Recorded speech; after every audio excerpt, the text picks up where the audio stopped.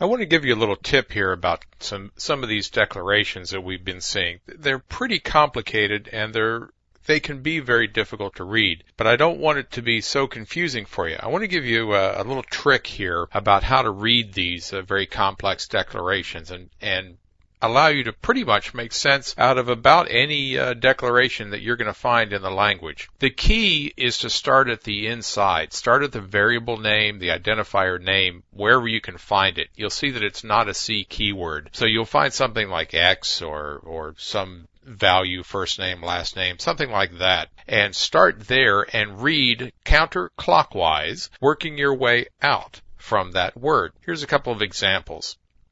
Now here is a declaration that we've made that's pretty easy. It's called xarray. That's our little identifier, and it's of type integer, and it's an array. But the way to read it is to start at xarray and work your way out counterclockwise. So you come here and you see, oh, it's an array because you've got these brackets, and they're going to be right next to the name if it is an array. So xarray is an array, here we go, of what? Well, next item to the left of the name is going to be the type. So this says that xarray is an array of integers.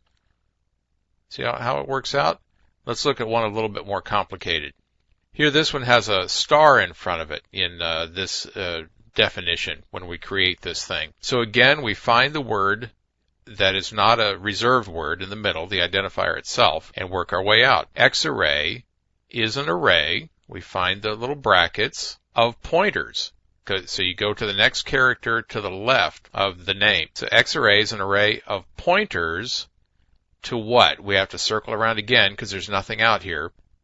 An array of pointers to integers. And that will work every time. I can't remember of any time in my programming career that this hasn't worked when I'm trying to figure out just what in the world somebody is doing when they've created a very complicated declaration and definition of a new variable type. So remember that and take a look through some C. If you have C available to you at work, then fine, check that out, or you can certainly Google up lots of C examples and find some pretty complicated code and try this little trick out on it. I think you'll find that it works out pretty well for you.